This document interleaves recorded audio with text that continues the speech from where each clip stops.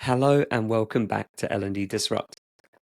I'm sure most of you would agree with the statement that a good understanding of our audience is our best platform for success. Whichever industry we're in, whichever product we're selling, the better we know the people we're trying to sell to, the more likely we're going to create something that resonates with them. The question for us is what that looks like in L&D. And today's guest, Anita Anthonj, founder and CEO at Talaera, works with lots of L&D teams and joined me to share her best lessons and best observations on how we can get this right. We talked about the difference between understanding whether initiatives are top-down or bottom-up driven, how we can get our message right, including the timing, how we prioritize to deliver commercial impact, how small teams can do more with less, what the teams that have the best impact have in common, and lots more. Talaera are a great company. They deliver business English training for non-native English speakers in corporate settings and the real world. And I'll put a link to their website and where you can connect with Anita in the description below. And just before we get to this conversation, a quick reminder that L&D Disrupt is brought to you by How Now, your one home for learning and skills. And if you'd like to know a bit more about what we do, including some of our new features like How Now AI and the skills mapping capabilities of that, then you can also use the link in the description for that too. But that's it from me, so I hope you enjoy this brilliant conversation with Anita. Anita, thank you so much for coming on the show. Thanks so much for having me, Gary. It's my pleasure. We've done so much collaboration actually recently, our two teams, and it's nice that this is another great touch point where we're going to really hopefully add some value collectively. So I'm excited. Yeah, we just love working with you guys. It's always such a pleasure. The feeling is absolutely mutual. Cool. So people will know from the title of this episode, we're talking about how you can understand your audience so you can do your best L&D. And actually, this has been a recurring theme for probably a good 6, 7 months now in feedback on content we're creating, conversations I'm having. But people really do want to do their best work. But what they're struggling with is however they frame it, seat at the table, becoming a learning advisor. They're really struggling with that first part of understanding their audience. So hopefully we're going to unpack that a little bit today. But a good starting point in your mind, why is it important that we are understanding our audience, that we do have that foundation before we go on to create anything? Well, I mean, first of all, I think it makes for a better life. I think if I understand who I'm talking with, we connect on a much deeper level. I think makes everything better. I think it all goes back to active listening, right? Like, it's not just about like, like what I imagine you are or how you move through the world, but like, am I listening to what you're saying? I think that's just like I should be the base for, for all of us. Yeah. But I think as far as work is concerned, I think your output is going to be better, your results are going to be better, the impact you have on your organization is going to be better. And I think that's why it's such interesting for learning and development, because I think I mean, I work with learning and development professionals all day long, and I love it. I absolutely love it. And I think so many L&D professionals are so passionate about their work, and they bring so much to the table, but sometimes they have a hard time pushing certain projects through. And I think sometimes there might be a mismatch between what the audience needs or how something might needs to be wrapped versus what's being positioned, pitched, whatever you call it. Yeah. I really like that point about the quality of your life because that's actually so true. As a marketer who's worked in companies that understand their audience before they create any of the content they're going to put Mm. out there, and in companies that create a bunch of stuff and then try and retrofit what the message is with the customer Yeah, pain points, um, the first one is always so much better because you really understand your audience. You can create content that resonates with them and actually solves a problem. If you don't yeah, understand the audience, you create a bunch of stuff, and it's so hard to unpick that because whether it's you created like 50 to 60 resources, whether you're created all yeah, this branding around a particular message, it's very hard to unpick that when it's happened. And I imagine it's the same with an yeah, L&D strategy. If it's built on assumptions or not speaking to people and you release it all, how do you come back from that? So, yeah, and ultimately, if what you're going to enjoy more, trying to retrofit something and unstitch all this work you did that isn't landing, or yeah. spending more time really understanding the audience and then releasing stuff that really resonates. So, I really like that framing. Awesome. Yeah, it's interesting. So, yeah, There's a wonderful company out there, gong.io. I love Gong. And Oh my God, their marketing content is so incredible. We Yeah. actually work with them, so I'm very excited about Oh, that. But nice. they, it's just incredible the resources they put out, and you just know they really understand who clicks on their things. And yeah, I think it's a really great example of a company that just really gets it right from a Mm, customer facing perspective. yeah. Yeah, and there's lessons from Gong for every team really, because we did something similar inspired by Gong probably like a year and a Oh, half ago. And if no one knows Gong Labs, basically what they do, they go through usage of their product and then look at best practices and then redistribute that to other people to follow. And there will be data like that in your company, like what are the most used resources by people within your learning content? What commonalities are there? Um, the people that report that learning improves their performance, what are the commonalities there? Like you can use usage data in your company internally, like Gong do, to not only mhm, build an understanding, but then to build these best practices as well. So absolutely. Gong is a great example. Yeah, Yeah, and I will keep follow. Yeah, just follow Gong on LinkedIn actually because they keep I do sharing too. like so yeah so much I good do too. inspiration. Like, hey, did Yeah, you see this? We should do this. yeah, Yeah. yeah. Gong and Surreal. If you know this company, it might be No, more of a UK thing. Surreal is like a higher protein cereal thing, and their marketing team is just they're just great and they really get it and they understand their audience and they're really tongue in cheek about how they deliver their content. So I would recommend people check that out too. they better listen to this episode. To be sponsored by Surreal, I'll have to record a little ad at the start. This is I brought know, to you right? by Gong and Surreal. Like, yeah. Other cereal and sales platforms are available in case we get in trouble. Cool. Love it. Just, to the point I mentioned earlier, this is something I've heard from L&D people that I do as well and I've seen in marketing, but sometimes we get really excited about something, whether it's Yeah, launching a new learning platform, new learning strategy, and other people aren't as excited as us, or they don't see the value in it in the same way we do. But we kind of rush in, and yeah, before it's too late, we've got a bunch of people who aren't as enthusiastic or bought in as we are, and we've rolled out a bunch of stuff. So, how can we kind of keep ourselves in check before we get to that point of running before we're ready to, or running before we're ready to walk, kind of thing? absolutely. So I think the first thing, when we have conversations, we always try to understand if an initiative is a bottom up or top down initiative, because depending on what it is, you're going to have to go through a different journey, right? If something is bottom up, like that, I love. I think that's awesome because there's already a hunger for something. And I gotta say, like just for us, it's much easier, right, to navigate somebody in L&D through a journey when something is bottom up, because then you just have to convince kind of the up into the budgets and the leadership, versus top down is a lot more challenging, right? Because a lot of times it might be initiatives that the employees are just not interested in. We say when I have 10 minutes on TikTok or 10 minutes on LinkedIn Learning, I'll probably go on TikTok. I mean, I don't use TikTok, but you get the idea, Instagram. So when you have an initiative you need to push through, that might, especially if it's not popular or people just don't see the value in it, that's really hard. So I feel like, when we think about this, like, an initiative, like first we have to define where does it come from, and that is the navigating the journey from there, right? If something is top down, we always try to understand, like, why are you, it's maybe a stupid question to ask when somebody wants your services, but it's like, why do you want to offer the service? Like, if nobody's asked for it, why is it happening? And you get so much data. And I think this is where it ties into like the empathy part, or like the know your audience part, because if I understand what the motivation is, then we can work with that. And then we can really start putting in different stakeholders. And I think that's where it gets really exciting about like the empathy part and the knowing your audience part, because every layer needs a different narrative, right? CFO needs a different narrative than the head of L&D, than the manager, than the CEO, than than the worker. So we really want to understand where everybody comes from, and then help position the message for everybody, how they can receive it. I think I went a little bit in circles, but I'm going to just No, I stop get what here. you mean.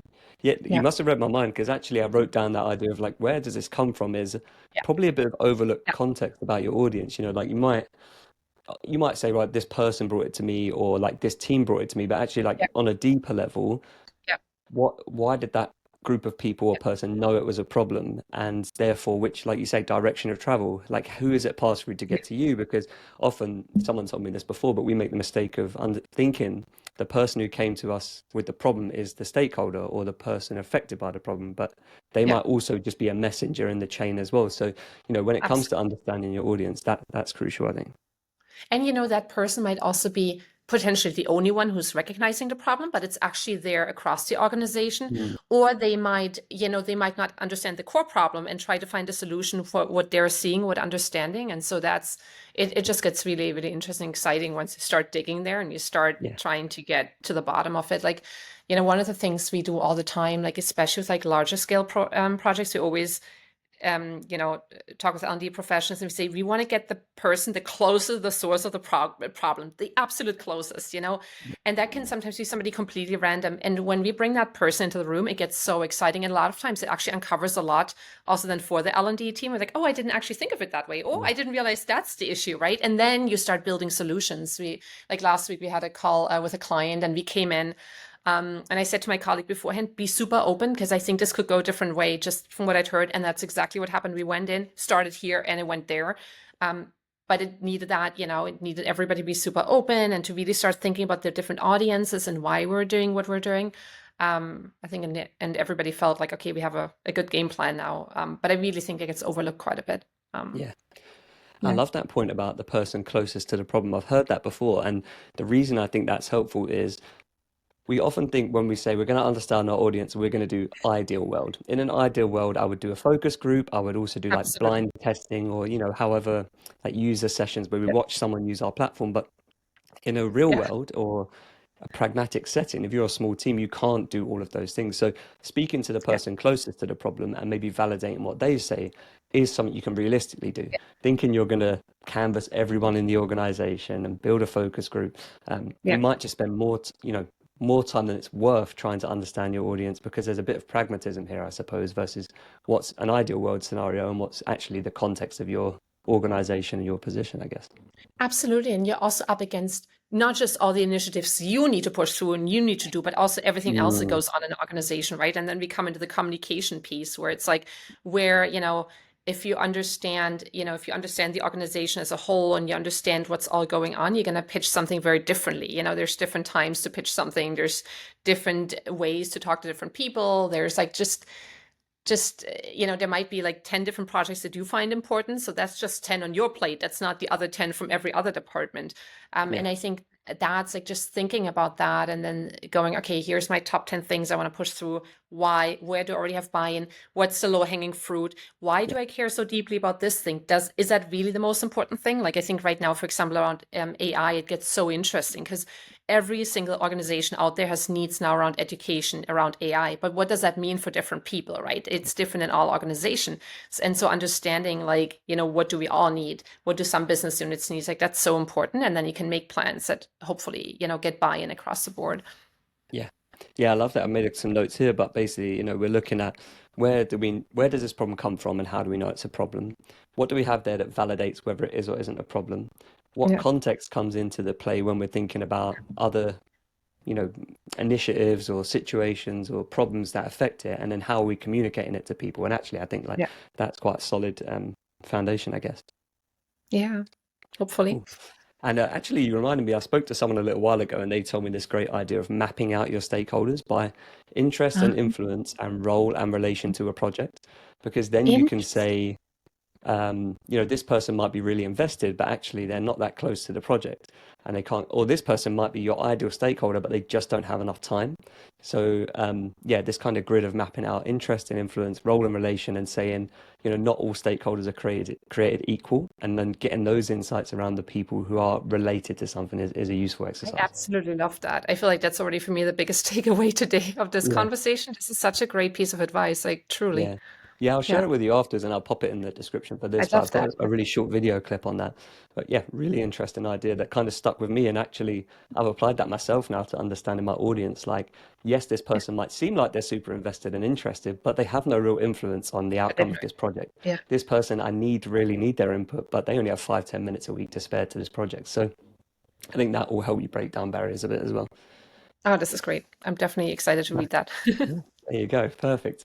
Another thing we wanted to speak about today was the challenge of understanding the commercial side of the business or the business strategy side of the business. And actually, that's, when we think about our audience, we can look at individuals, we can look at teams, but collectively the organization is our audience as well. So how do you think we can kind of bridge that gap between not really knowing about the commercial side of our business or its strategic goals and getting a bit closer to them? Yeah.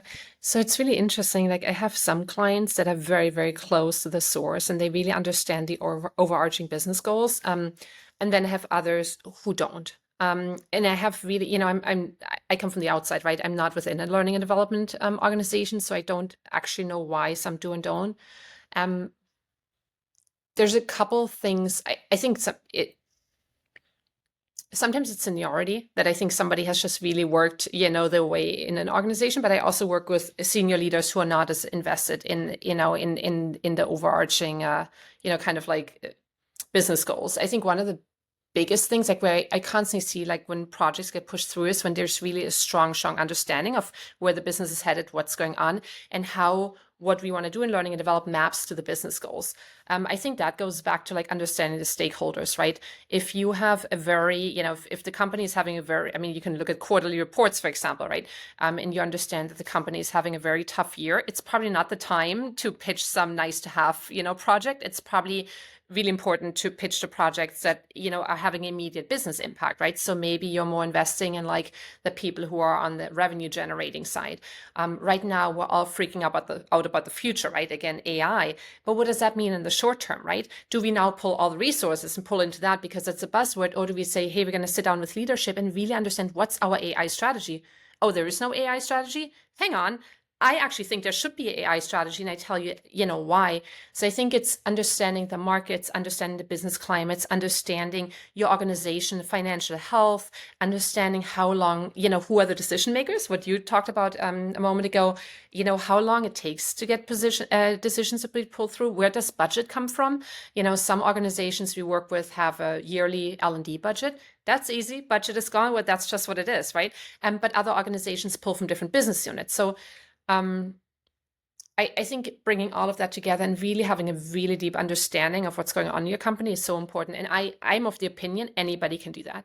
It might not be as easy for some, right? If I've been in an organization for 10 years and I started the company with the founder and, now we're 1,000 people, like that's awesome. It's probably a little bit easier, but I do believe that most people could get the information they need to do their job if they really want it. But I think a lot of times people don't know what that information is. So I think that one of the biggest things is I think each company, everybody in a company who wants to have some, type of impact or influence needs to first of all understand like what's going on financially, what's my space doing, what is everybody else doing in the space, who are the people working here and how can we best support them in order again to have an impact, and then not just understanding that, but I think that's where it goes back to the communication piece, being able to tell the story, being able to map what you're doing to the business goals, right? You have it all the time that somebody comes up with an awesome idea and it's a great idea, it's the right idea, but they're unable to map it directly with like why this is going to make us money or why this is going to bring us forward. And I think that's super important to be able to map that and to tell that mapping story again to the different Mm, stakeholders that all need to hear a different story. The CFO needs to hear a very different story, than the head of marketing, for example. yeah. So it was a little bit No, of a long-winded response. I hope you can grab out of there. yeah, no, there's a couple of things that I like to know. One is, I think when we think, oh, I need to understand the commercial side of my business, like we think I need to understand the business as a whole. But Yeah. to our earlier point, you can start small. You could say, well, which department in the business, sales is a good example because typically we know there's going to be a commercial angle to sales, but it could be our customer success team around renewal, right? Like where are the commercial objectives of different teams in the business? And to your point, is there someone I'm close to that I already have a relationship with where I could get access Absolutely. to that data? Then you can test it on a small scale. So that is, I think, what I quite liked in that advice there. Awesome. The other thing is, I noticed this when you were speaking it, but the companies I've worked in that have a lot of red tape, it's hard to get stuff across the line, especially when you don't know what the Yeah. commercial angle of the business is or where it makes money. Because if there's already a lot of red tape, you're setting yourself up to fail because you'll need to make a Yeah. compelling business case when you don't understand the true strategic direction of the North Star. So actually, I think that can streamline time to action. And we know in a world that's changing really fast, time to action is actually really important. So I think what you might also find is the time it takes you to get things done and the time to show value will be reduced if you do all those things you mentioned around building a real comprehensive understanding of where the business makes money. And honestly, I think this is not just advice for like a thought for L&D. I think for anybody, I think any employee, right? If you're passionate about something, you want to get through, you better understand who you're selling it to, right? It's like in sales, like if I'm trying to sell my product, I need to understand like why somebody would buy it. And I think it's the same with initiatives, with ideas, with anything we want to get across the finish line, understand who is the gatekeeper and what do they care about and how can I push it through. And sometimes, like Yeah. you said, it's not possible. There's a lot of red tape, but then that's a whole nother conversation, right? Yeah. Um, Yeah. Well, to peek behind the curtain a little bit, we spoke before we hit record about how currently I'm going through this content audit process, and actually I realized or didn't realize where some of the things I'm doing are influencing the organizational value chain or the commercial side. So actually a good starting point for, well, I'm self-reflecting now, but start with yourself, do you know actually what role you play in the this Yeah, commercial side of the business or the ultimate customer experience or where the business makes money? So I think reflecting on my absolutely. recent experiences, yeah. That's awesome. We'll definitely have to talk Yeah. about that in a few weeks and see where you end up with Yeah, that. probably crying. I'm not great I with Excel anyway. No, it's going fine. do Um, not like it either, but yeah, we have to deal with it, right? yeah, 100%. Well, this is a nice segue because the next thing I wanted to ask you about is, like me, a lot of L&D teams are small or solo, Yeah. and there's pressure to do a lot with limited resources. So, how do you think we can set ourselves up for the best outcomes and use of our resources, kind of in that pragmatic way that we discussed earlier? So, but like I always have so much respect for the smaller teams because they work so hard and I think it must be really frustrating when you have so many ideas and so many things you want to do, but you only have 24 hours in the day, right? And those 24 hours certainly shouldn't be spent at work, all of them. So I think it's really, really important to prioritize and to be good at prioritization, right? Or to learn to be good at it. I think if you have again X projects, understanding does everything have to be done at this time? What has the highest business impact, right? And I think that's always the most important. Like, what's the most pressing for the business right now? What's the most business impact in the short term, in the medium term, in the long term? And I think that's what you want to look at, with like different projects. We talked about Mom Good Marketing, right? Sometimes something feels really good or feels right, but it's not the right thing, or sometimes something seems like you kind of like, nobody needs this. And it's like, oh my God, everybody here needs this. So really kind of mapping out the different things you want to be doing or that you are doing, and then just really being very disciplined around time and around initiatives. And I think this is where it gets so hard because HR teams, L&D teams, like everybody wants something and people are always pushing and pulling. And I think that's like is such a big challenge. And everybody's just like, oh, it'd be a great idea to do this, right? And I think one of the like I have this all the time with when I talk with clients, they're like, oh yeah, my boss came and dropped this on my desk. I mean, this is just my opinion as somebody from the outside who has no stake in the game. But I think it's perfectly fine to ask a few follow-up questions and be like, okay, what timeline are you looking at? How important is this? I'm doing these projects. Like, does this take, precedence over this project? And just getting more context, especially when managers or colleagues throw stuff on the desk. And then, but doing the same for oneself to go, okay, here's my list of projects. When I really am honest with myself and I sit down, how important is this, right? What can wait? How much budget do I have? And then make a plan and stick with it. Again, it doesn't always work because things come up, but I think especially when and I've been there, right? When you're a one person team, it's very easy to get so drowned in like the day to day and the grind and just run, run, run. It also feels good to crank out stuff, right? So you're like, oh, I'm working, but it's not necessarily the right work. And to take those breathers and say, you know what, I'm going to go to the gym for an hour and just think about this problem, and come back with like a clear mind and clearer map. I think that's really, really important. Honestly, I think that's all. It always comes back to the like taking a space to just sit down with yourself and go, hang on, is this having impact? Does it make sense to spend that time? How can I prioritize better? Asking more questions. Maybe take that hour to say, Mm. I'm gonna, talk with the different stakeholders. Take it from there. Yeah. Yeah, I'm glad we discussed it in this order actually, because if we do the steps we discussed first of all, which is like actually what are the outcomes that we want, then we become outcome focused. And if we only focus on output, we become an output focused. And when we Yeah, understand outcomes, it's easier to ask follow-up questions or push back a yeah, bit more, which is for a sure. struggle as a small team because especially in something like L&D or marketing or Yeah. customer support, you kind of there's an inherent bias to say yes, like um, people are coming to you with ideas that they think might work. Maybe they seem close to the problem. So yeah, when you know the outcome, you can kind of push back and go, actually, look, I don't think this is the best way to reach that Yeah. outcome or solve that problem, actually being pragmatic with the time I have, this is probably the best way to get to it. So I think doing it in this order or like that foundation even helps you push back and be more analytical, I guess. Yeah.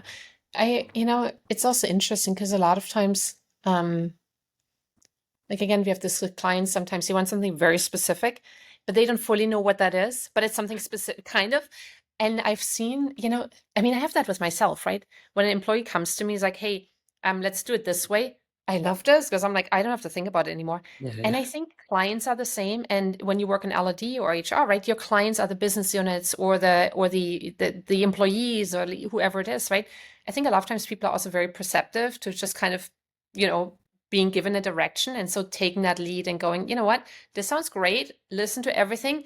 We're actually already doing this. Is this close enough to what you're thinking? Mm, Or, hey, we're thinking about this for next year. Is that enough time for you to, is that whatever? So I think taking that lead and just kind of pushing battle on people, but also guiding them, I think it's very welcome by many. Again, I see it all the time and I appreciate when people just take the lead and go, yeah, we're going to do it this way. All right. yeah. No, 100%. I think, that some of that comes down to company culture. Is your culture in your For sure. company one where Yeah. you can just come in and say, look, this is why I think this is the best way to do it and validate Yeah. that. And then do people buy in just off the back of that belief in Yeah. you as the subject matter expert? Um, Absolutely. I like that idea. You just mentioned it again, kind of the what's working short, medium, long term. And actually, I think this is a good thing as well about understanding your audience, Mhm. so you can do your best work because things Yeah. change really fast. And if you Yeah. are a small team, it's Yeah. hard for you to really sometimes do these detailed things. Like we've spoken to some customers and people in the space, and it can take them up to a year to map the skills they need. Now, if you think about Yeah. the skills landscape, think about how much changes in a year. So it takes you a year to map. A lot of that can be redundant. So, Yeah. what's a short, medium, and long term approach to solving a problem? What are short, medium, and long term problems? And I think, like, without bringing out another matrix or graph or grid or something like that, Bring where it. are your quick wins and where are the things that will take a lot of effort but won't have a lot of outcome? I think that's how Absolutely. you can do that well. Yeah. Absolutely. Nice. So, if you are a small team, this applies to everyone actually because we know that problems tend to scale.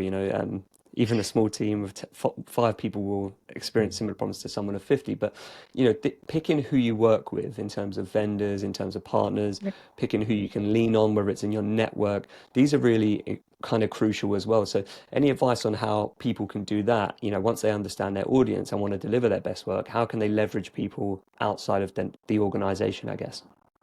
Yeah. Oh, I love that. I mean, I think so much of that comes down to trust, right? I think for most, like if you just say, look at the external, right? For every need, there's like a billion products, there's a billion services, right? So you look at, does it fit my needs? Of course. Then there's probably like hundreds left. From a pricing perspective, right? Is this my budget? You probably have a few left. I think this is then you look at like, okay, this is all kind of checking the boxes. Like, who is somebody? A client once said that to me. I was like, because when we were just starting out, we were like, tiny compared to, to everybody else. And I was like, why did you go? It was a big company. I was like, why did you go for us? And she was like, because I knew I had to deal with you a lot and I wanted to work with somebody I would just know would tell me how it is or would I could trust. And I think that is so important, especially when you don't have time.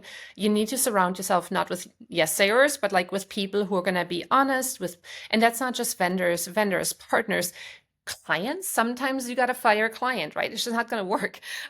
So I think also like when you build a team, same thing, especially if you're a tiny team, like bringing on people that you can just trust that might not always agree. I think it's important to have a great work culture. But I always have to agree. I think that the trust component that somebody can just kind of take things off you, that they can, that they will tell you if something is off. That's so important. People who proactively break bad news to you, things like that, that you can just kind of do your thing and have that weight off that you have to be in charge of everything. And I think that's, I mean, I'm guilty of that as well because I have like I used to be a contractor. I loved contracting. And so I'm very used to like doing my own projects and I own it all. And I think when you're a small team, you very much fall into that, oh, I just got to own it all, right? And I got to do it all.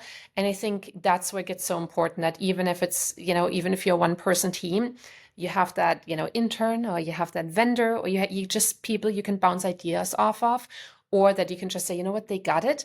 I'm just going to assume they're not going to mess it up. I'm like 95% sure they got it. And that's going to give me headspace to do other things. Yeah, Because I think this is so important who you surround yourself with. And it doesn't yeah, always work, right? And then you got to move on. yeah, Um, yeah. That's true. There's a lot in there. I really agree with. Like, one is the point of people coming in to challenge you, and also building yeah. a bit of self-awareness. Actually, Yeah. people who challenge you will get you to think, actually, is this really the thing that solves the problem for the audience? And hopefully, good tech vendors do the same for you as well, right? They challenge you around, or they really do a good discovery process with you, internally as well. Like, there's a temptation to want to own everything when you're a small team, or you want to move quickly, but you might not be Yeah. the best person for it. And having that Exactly. self-awareness is really crucial to delivering your best work as well. I think the self-awareness piece is just so important. Like again, I think that's just also life, right? Because just going back to like, I said a moment ago, like, oh, you want people to challenge you, 100% true. But you also don't want to be thrown off by every challenge because sometimes people are also wrong, right? So it's like being just, having a very good sense of your strengths and weaknesses. And that's super hard, right? Because most of us, I think we talked about before the call started, like most of us don't want to think about what we're bad at. Like we prefer when Yeah, people tell us we're awesome, but we learn and we grow from when we understand what we're not good at, and that's why we put in support and the help. And again, I think that's so important when you're a small team, but also a large team because you build a better yeah. team. So yeah. Yeah, 100%. I think that prioritization of the outcome or the audience is crucial, especially when you go to the market for tech, or when you're Yeah. analyzing what you do. Yeah, the thing I mentioned before the call is this thing, the self-serving bias, where if data supports Yeah. your worldview, you'll believe it, and if data challenges your Yeah. worldview, you'll discredit it. And that can happen with tech, right? Like, well, it'll be easy for me to implement, but I do have doubts that it will solve the problem. So maybe I'll lean towards that, or it'll be easy for me to use, but not necessarily everyone else to use. So you can end up doing this self-serving thing, but actually understanding your audience means picking tech, picking tools, strategies that are best for them and not best for you, which is, like, that 100%. does take self-awareness. And honestly, like that's one of my favorite things is telling a potential customer, or this is not gonna, what we do is not gonna work for you, and here's why. And a lot of times they come back and they end up working with us because we were very clear in what we cannot deliver, but because we were clear in what we cannot deliver, it became very clear what we can deliver. And then Yeah, like a half a year later, they're like, oh, we have this need now, right? And so I think it's also like it's just really, really important to understand who you are as a team, as a vendor, as a yeah, L&D, head of L&D, or because then you can also really deliver to people what they need, and you also grow your standing, right? And yeah, people respect you, they trust you. And I think this is where, when we talked earlier about like initiatives, pushing initiatives through, if you're somebody that people look and go, oh, every time Jenny like suggests something, everybody gets so excited. Well, the third mm, time I do that, Jenny does that, she's gonna her initiatives will just get the budgets. And so I think there's also like just from a personal development or from personal career growth or from yeah, business impact, that's also really important. So to yeah, kind of know who yeah. you are, what you can bring. Yeah, you can observe this in your Slack channels, like, who are the people who get loads of responses when they bring an idea to the table? Those people are kind of natural influencers. And, Yeah, that leads me nicely. Last time we spoke, I kind of noted down the kind of exact quote that you said to me, but this idea about it's not about what you want to say, but how the audience wants to receive the message. yeah. So I actually think that's really important. It's not just enough to understand your audience's pain points or the outcomes they want to get to. Actually, what is the best way for them to receive the message and what's going to resonate with them? So tell us a little bit about that and how it influences what we do. So we did it was like a few months ago we did this workshop for a culture we did this research call for a culture workshop, and one of the people on the call who's in communication said that, like that quote, and it just really stuck with me so much because you can have the best idea in the world, but if you cannot, if you don't understand how somebody receives a message, it's just not, it's going to fall flat. And so I think we do this all the time in life, right? We're trying to get through to somebody in some way, right? We're talking, but they don't understand. And I think it's so important to really understand where's the other person coming from, right? What are their motivations? Why should they care? And then tell the story in a way that they can receive. I think it takes, and I think that's like the part that just it takes active listening. It takes, I think, empathy. It takes understanding of humanity. I think or interest, a curiosity in humanity. And I do really think it takes active listening because people will tell us all day long who they are and what they care about. Most of us were too preoccupied, or we have this sense of how this is how it should be. Like, a head of marketing does this or cares about this. And like, an HR person cares about this, L&D person cares about this. But I always say, like, who is that person when they're at home and they're tired from the day and they're in their jammies and they just want to not watch Netflix? Like, who is that person? And that's the person you need to talk to. And that's the person that needs to receive your information, not that Yeah. idea that you have of that person. That's the LinkedIn Yeah. job description. Yeah. Yeah, I think often the biggest problem for that is that people include too much context when they're communicating to people because they've not sat down to think, actually, how is this person going to want to receive that message? Like you'll see this Yeah. with presentations at work all the time.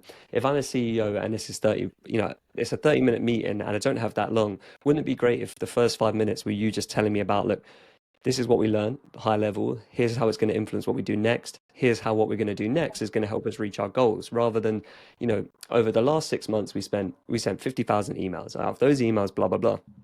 All I need to know is that right now, yeah, right now, like we don't have good enough email open rate, or the high level analysis is that only 10% of our pipeline moves to the next stage, right? Like you don't need to give much more context than that to the audience, dependent on who it is and what they need to know. So I often think like overloading something with context is how we avoid that point completely, because then it's what you want to say is, look at all this work I did and here's all the context. And what that person wants to hear is the things I need to know. So yeah, that quote resonated with me massively. I once had a client and I loved that. We met and we talked about, something, and he was like, I really hate when people come to me with problems, come to me with solutions. And that really stuck. I was like, that is, and I think that's actually true for most of us. Like, I don't want to hear the problem without the solution, right? But I was like, he says that flat out, but I'm sure all day long he hears what you just mentioned, 10 minutes of like, this is what we tried. Like, nobody cares, right? I would just want to know how you're going to fix it. Um, yeah, I agree. Yeah. We used to have a rule internally, but a quick meeting is a good meeting. So if you can cut out all of the unnecessary context and have a clear agenda, then your audience will be more bought in. There's nothing worse than you want to present this, comes back to our very first point. You're really excited about this thing, you want to present it. You kind of then present the things you're excited about and neglect the point that the people you're speaking to will be excited or motivated by this particular part. So just frame it around that. So Gary, do kind you of come actually full have a question circle. for you? Do you have Yeah. any because I think I think you make such a great point. Do you have any advice for like Yeah. people how to do that? Because I think it's so hard to do that, right? Yeah. Yes, the biggest problem is that people create where they're going to deliver something. So the best example is PowerPoint or slide decks. People open up the slide deck and they write their presentation in the deck. And what that means is you empty the entirety of your brain into the deck where it's going to be consumed. But if you open a Word doc and you map out, like, actually, here's kind of the things I want to get through and here's the journey, then what you end up with is I can highlight this part and this part and this part. Hmm. I can Yeah. reorder them a little bit. And the friction between the two allows you to structure it a lot better. And I think that's probably my biggest piece of advice is to not create something in the format you're going to deliver it, because otherwise you will overload it with too much context and then you try and edit a slideshow versus being really ruthless in a Word doc and saying only this, and this are important. Then I move them over to the deck. And then the byproduct of that is you don't overload your slides because you just take the things that matter. Gary, can we quote you in one of our presentations webinars that's 100%. coming up? I think this is Yeah. awesome. This is great Yeah, yeah, advice. absolutely. I was, I might have mentioned it on the podcast before, but there's a good book called "Make It Count" by Alex Merry, and his whole point is that most of us are only really going to deliver presentations at work. That will be our kind of highest point of leverage for public speaking. We're not going to be TED Talk speakers or speaking at events, but what we will do commonly, and that's really important, is presentations at work where we really need buy-in. And that was kind of a lesson I took from that book around structuring it. So yeah, I'll include that in the description. I'll send that over as well. But yeah, feel free to quote me. My mission to build my personal brand never ends. So I'm absolutely open. No, but it's awesome. It's such great Yeah, advice. So I definitely want to make sure we yeah, also add that into our resources. nice, Yeah. cool. Couple more things I wanted to ask you about. I know we've been speaking. It's flown by kind of 35 minutes or so. Um, But yeah, you mentioned earlier companies that and departments that you see really getting things over the line. What is it that they do well typically? Because you mentioned, part of it is really understanding the goals of the business, the outcomes, but are there other things that those people that get things done do well? So I can just tell you that the clients that do particularly well are the ones where the leadership, the mid-management, the employees are all excited about an initiative. And it's just there's a full alignment across the board.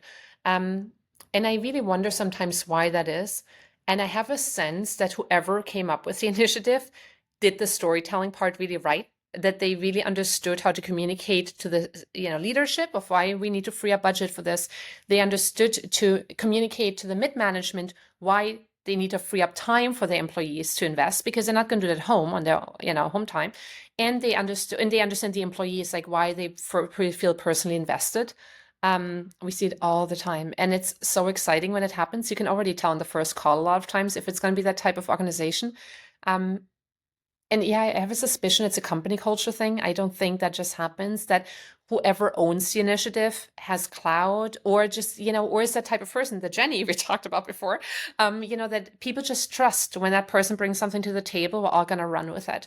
I think it's a very deep understanding of all the different layers, because again, everybody, if I, we do language training, a lot of managers are like, well, why do we care? Like, why, but if they really understand, oh, hang on, we actually lose a lot of time because people go back and forth 17 times about the same thing, and this can actually deliver projects quicker, or we constantly go over deadline, and part of it is because of the communication angle. We can fix that in 10 weeks. Oh yeah, I'm in, right? The employee already feels kind of like, oh, I feel like kind of, I don't feel very confident, or I feel like I'm lacking behind. So you tell a different Mm, story to different people.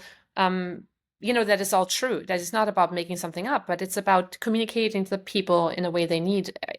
I think that's what we've definitely seen in organizations where you have a huge buy-in, that yeah, everybody just understands how it benefits them, their team, their organization. Because in the end, most people don't care about the company they work for, right? They care about yeah, themselves.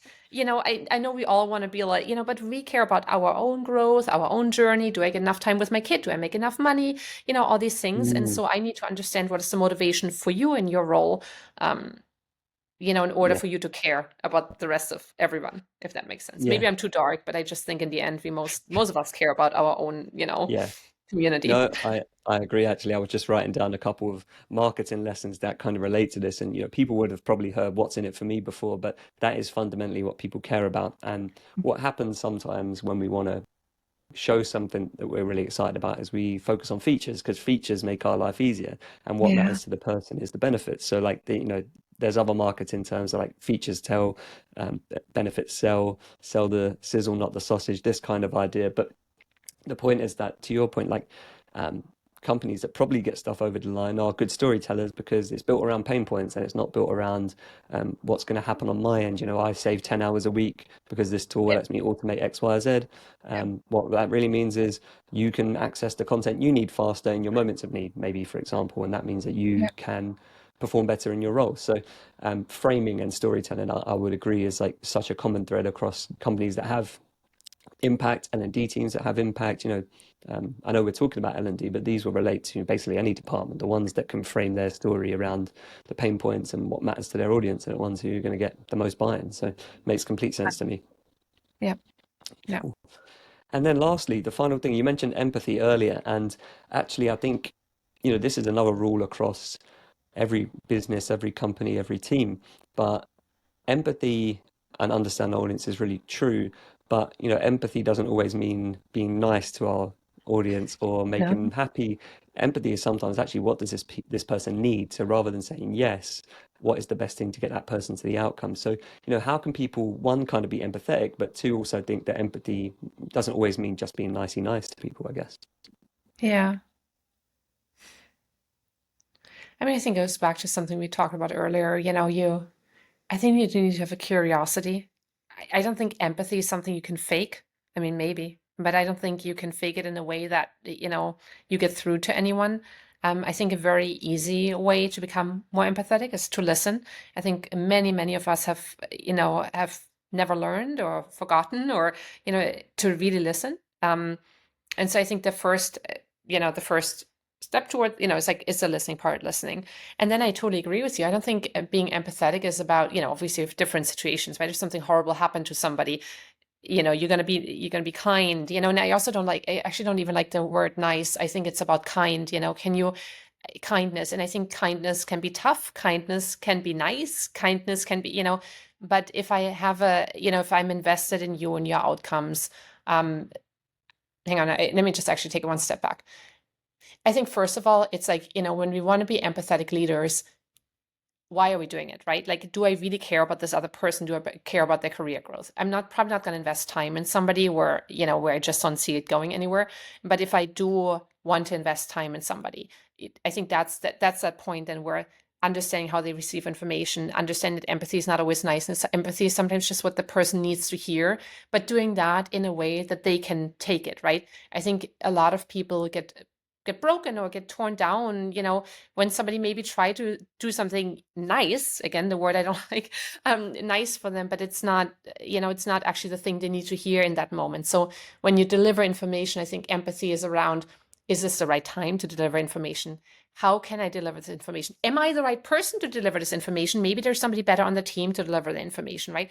What's the outcome? What's my desired outcome? And why do I care? Like, why do I feel like I need to even communicate XYZ? I think that's, to me, all empathy. And I think it's really, really important because sometimes, it's like, does it really make sense to share that with that person? Like, why, Mm. are they going to learn from it? Does it matter? Other times, it's like, we need to figure this out with them, but what's the best way to do that? Like, Yeah. that's empathy to me. In Yeah. the business context, I think it's a little bit Yeah. different in life, but yeah. No, I agree. In that business context, it's interesting actually because, well, one, I guess my framing of that question probably made me sound like a really mean person who's No, always no, no, no. I told didn't to take it be as that. kind. But yeah, the other thing is actually like, well, two things. One, you can actually build better empathy by doing that whole first thing we discussed. Well, actually, what is the big pain for this person in their role? Actually, like um, they might be struggling with this angle of their performance, and it might just be because they never had training in that thing, for example, or it might Absolutely. just be that. Um, Absolutely. I spoke to someone from Randstad about this data around the talent landscape, and I don't have the exact stats to mind, but they were basically the summary was that people's desire to develop in their careers was influenced by what was happening in their personal lives. So we as L&D teams might be like, look, we have a skills target to hit, right? Or we need people to have done X, Y, and Z goals in terms of their development this quarter. But empathy is saying that person's actually going through a tough time right now, or they just spent 6 months Yep. really like in this intense growth period, and now isn't a good time. So, But yeah, I also, think, empathy, I think it's not even just about the individual, but also from a business perspective, right? mm, Like, we work with an accounting, company. They're not going to implement trainings in March when tax yeah, season is in April. I think so. It's just, I think maybe it's not even empathy. It's more general awareness of what's going yeah, on, right? And that brings us back to the whole beginning of the conversation. yeah. But I No, think that's it. 100%. This is Yeah. what I think sometimes people do all the other stuff well and they shoot themselves in the foot by getting the timing wrong. If you have 7 surveys going out across this period because, it's end of quarter or whatever the thing is, like, that's not the Yeah. best time for you to maybe launch something new. If you wait 2 weeks and look Absolutely. at the context, you might say, oh, this is fine. This is an ideal spot because I'm not competing with other noise. Like we often say, what's the competition for this? But often we're just competing for attention. It's not necessarily like Netflix competes with like an Yeah. Xbox, for example, but like they compete for attention at the same time. And you're kind of doing the same thing. So understanding your audience also means like what's the context about the best timing to interact with them as well. Absolutely. 100%. Yeah. Cool. Brilliant. I So, really enjoyed that, Anita. I think we kind of covered Mary, everything we wanted to. A real journey. I think people can follow this step by step. So I'll include all the links to kind of connect with you, learn more about what you do at Talaera in the description below. But massive thank you for taking the time to speak to me. thank you so much for having me, Gary. It was so nice to chat with you. That's my pleasure. Thanks a lot.